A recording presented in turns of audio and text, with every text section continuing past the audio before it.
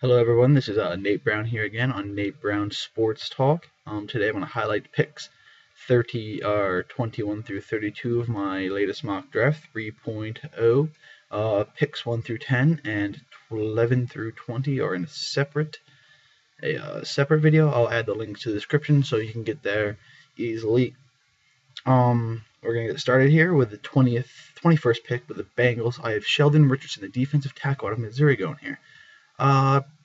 The Bengals defense is getting better. Last season, they showed that they could be a better defense.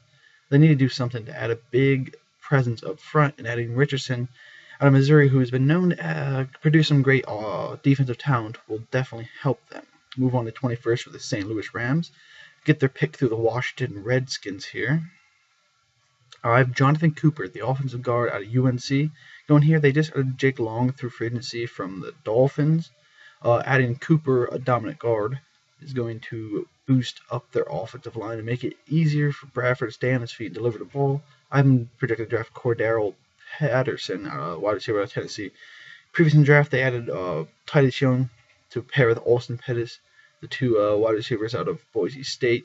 They're going to have a decent receiving core, and if they can keep Bradford on his feet, he's going to get the ball to him. So adding a dominant guard like Cooper to go along with Jake Long is definitely going to help them.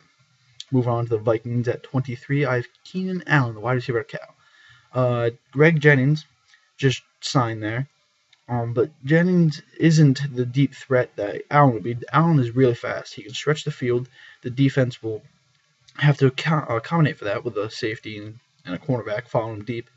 And it's just they can get the underneath patterns more open with a deep threat. Without a deep threat, the defense knows there's not going to be much to guard deep down if you try to send someone out.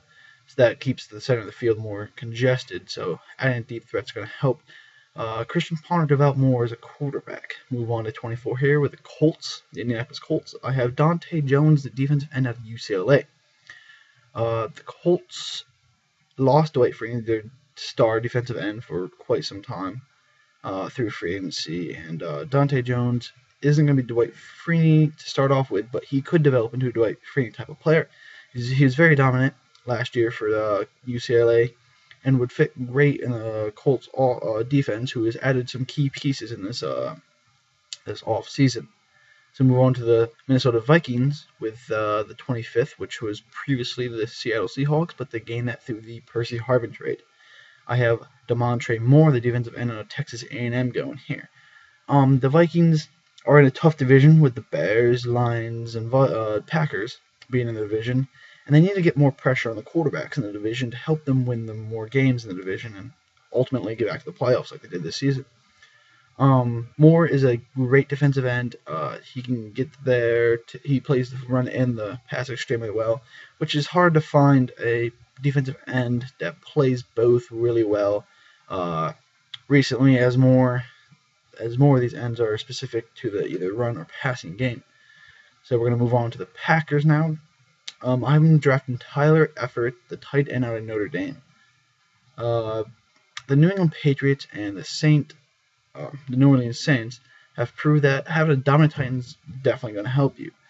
The Packers, the tight end isn't that dominant. If you add Eifert, who's a faster tight end, big-bodied, can also block, it's going to help their team, especially losing two of their best receivers in Driver and Jennings.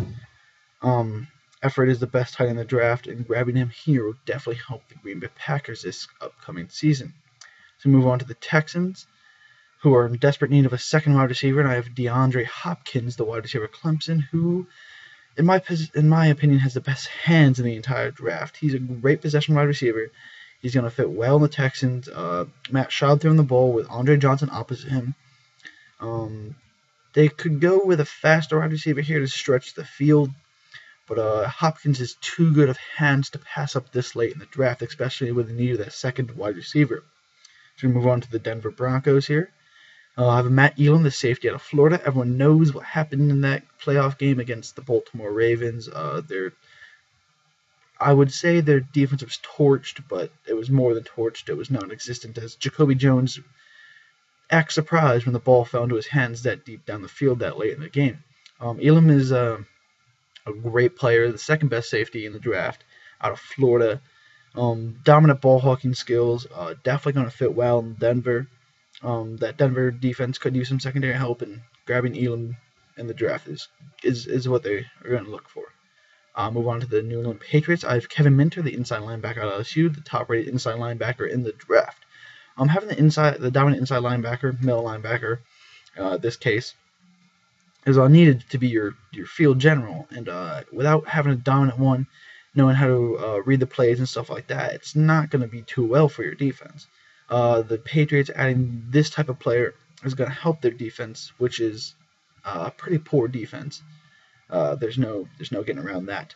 So adding the dominant inside presence like Minter is definitely going to help the Patriots defense this upcoming season. So moving on to the Atlanta Falcons here. I have Jonathan Banks, the cornerback out of Mississippi State. The Falcons have cut ways with a lot of players that can go different ways here, like defensive end, defensive tackle, anything. But I see him going cornerback here. Jonathan Banks is slipping down in the draft. He was projected to go a little bit earlier, but he's a great cover receiver. He's fast. He can stick with the fastest receivers out of Mississippi State. Great player. The Falcons could use a great lockdown corner like Banks, especially picking 30th in the draft. Move on to the San Francisco 49ers. I've been picking on Jonathan Serapin, the strong safety out of Florida International. They lost Deshaun Goldson to free agency, obviously, and they need to replace that. They signed Dowell from the Rams, but this pretty much alludes to them drafting a strong safety for Dowell to compete with and develop into a better strong safety. And Serapin's the third best safety in the draft. They would like to get Elam, maybe trade it for Vaccaro with that 34 or 32nd pick they have. But sitting here, Serapin is a great pick to pick up at the 31st pick. Then we move on to the Super Bowl champions, Baltimore Ravens, who have lost about all their defense. I've been picking Jonathan Hankins, a defensive tackle out of Ohio State. Pretty much their defensive line and linebacker is going to look totally different next season. They need to start addressing the holes they have, which would be defensive tackle. Hankins is a great big-bodied defensive tackle, takes a lot of space, double teams inside, and can control the game flow, being a big-bodied dominant player inside the line. That's my mock draft in a whole. These are picks 21 through 32. Picks 1 through 10 are listed. The links, picks 1 through 10 and 11 through 20 are listed in the description. Please subscribe to my channel. Comment your opinions on my mock draft as a whole. And comment anything else you would like me to touch up on. NBA, MLB, NFL. If you're into cricket, rugby, lacrosse, I'm into all that. So comment if you want me to highlight anything. I'll get you a video out there. Thank you for your time and keep watching.